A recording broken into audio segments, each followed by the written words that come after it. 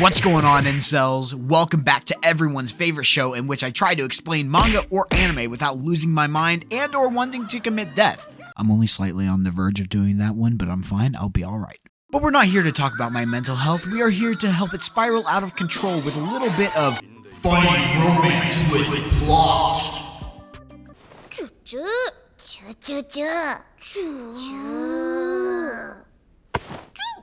Now I know what you're thinking. Chat, is this real? And the answer is yes. It is exactly what it looks like. But wait. Before you click off. Just give me a chance. Okay, thank you. Greatly appreciate it. Now, as humans, we are in dire need of entertainment. Some of us decide to watch trash, dark, edgy CW shows, and some of us are watching a gangbang on the hub just to help us feel better for being absolute losers. But I, yes I, the one that you are watching and are probably questioning my mental health and how you can put me in a psychiatric hospital, choose anime. Specifically, romance anime. Specifically, harem romance anime. Specifically, harem romance anime about a different kind of love that I wish I had.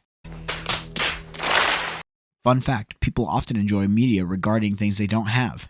No one told you life was gonna be this way. But that's okay, because I am perfectly fine simping over fictional characters that don't even know that they themselves exist. Those characters are Karane, Shizuka, and Nano. Especially Karane. I'm convinced that she was made just to make me laugh. Now, if you're not familiar with the harem genre, then let me dumb it down for you. One guy, multiple girls. Most of the time, he smashes only one of them. But nah, they had to take this shit one step further and let everyone win.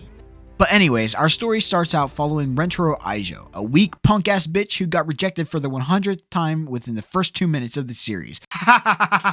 Couldn't be me! Surely not. Well, Mr. Rentaro is going into high school, and he wants only one thing. To have a girlfriend that he can do lovey-dovey couple things with.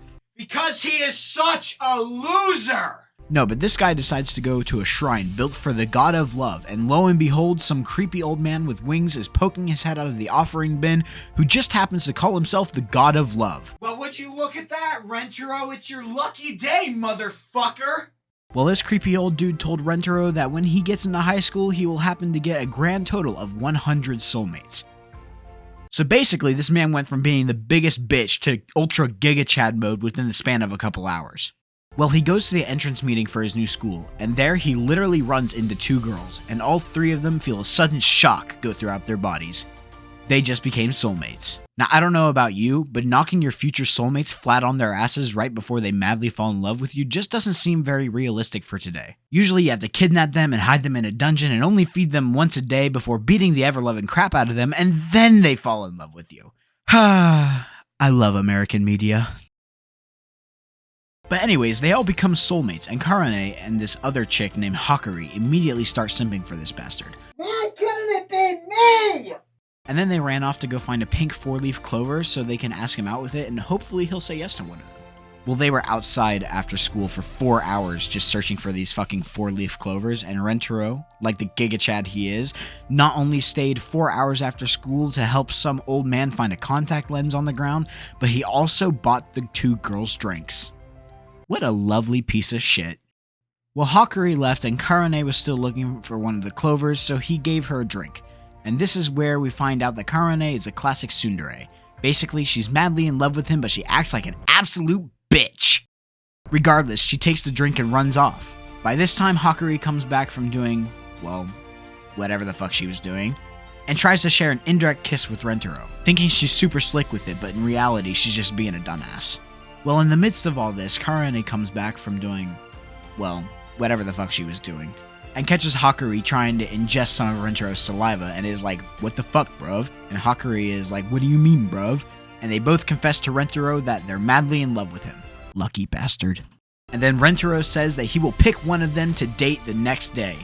Well, Rentaro decided to go to creepy old man guy and asks him who he should pick, and instead of actually being helpful, creepy old man guy decides to tell Rentaro that whoever he rejects that becomes his soulmate will die.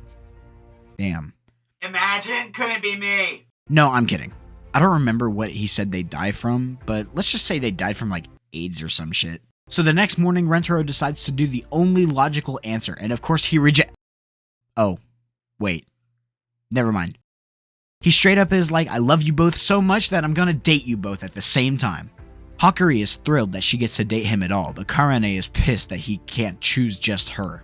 That's her spoiled bitchy side coming out. But eventually she comes around to the idea and they all become this one big healthy love triangle. Until like the 3rd episode when it becomes a love rectangle.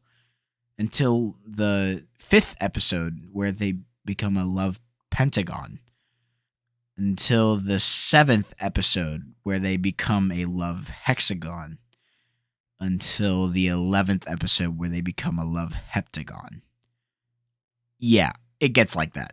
And if that's not crazy enough for you, the 7th girl happens to be Hakari's mother, who became one of his soulmates. Now, if you're not into that, then you can go back to watching somebody's stepsister get stuck in a dryer. And there you go. That is basically the entire premise of the show. And let's just say you will have a good laugh while watching this. If you don't think you'll like this anime based on what I've already told you, then here's the scene of Rentaro straight up grabbing Hakari's tits. 頭突きなんかしちゃ最悪だ。まず肩に手を置いて。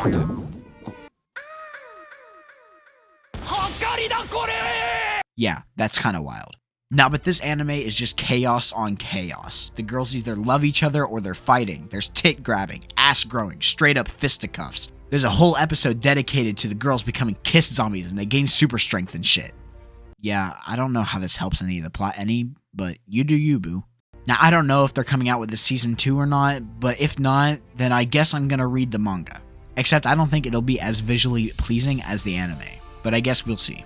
But if you are in desperate need of watching massive tits save a tiny girl from dying to fall damage, then I'd watch this anime.